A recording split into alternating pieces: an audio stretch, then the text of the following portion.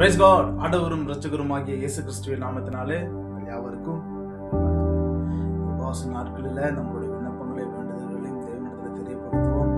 இந்த நாளிலும் நாம் எடுத்துக்கொண்ட வேத பகுதி பிலிப்பியருக்கு எழுதின நிருபம் 4ஆம் அதிகாரம் 6ஆவது வசனம்.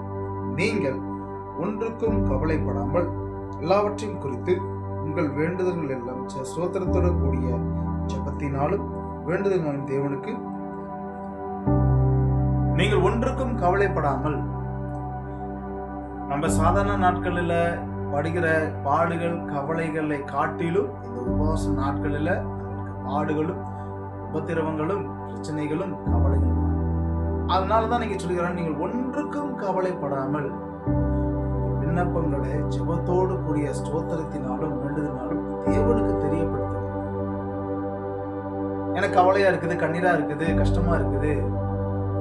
அவர் என்ன பண்ணுவாரு? எனக்கு ஆறுதல் செய்வார் தான்.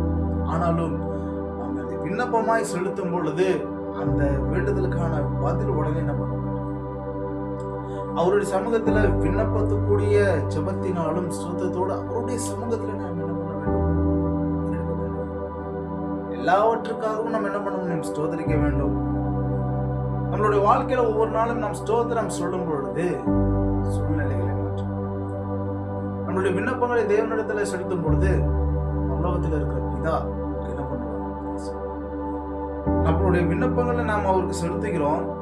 நமக்காய் பிதாவின் இடத்துல வலது பிரசத்துல வேண்டுதல் செய்யும் ஆவியானவர் அவர் நம்ம என்ன பண்ணுவாங்க? அதனாலதான் இங்க சொல்றேன், நீங்க ஒன்றுக்கும் கவலைப்பட வேண்டாம்.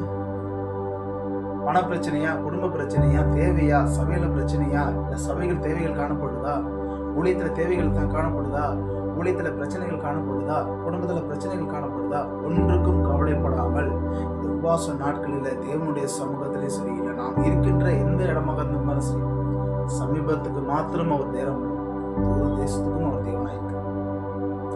ஆகவே ஒன்றுக்கும் கவலைப்படாமல் நாம் அவரை நோக்கி ஜெபிக்கும் பொழுது, ஸ்தோத்திரம் பண்ணும் பொழுது, விண்ணப்பத்தை ஏறெடுக்கும் பொழுது கர்த்தர் நமக்கு செய்தி தருவார். ஆகவே இந்த உபவாச நாட்களில் எனக்காய் யாவையும் செய்து முடிப்பார். என்னுடைய எந்த விண்ணப்பமா இருந்தாலும் சரி,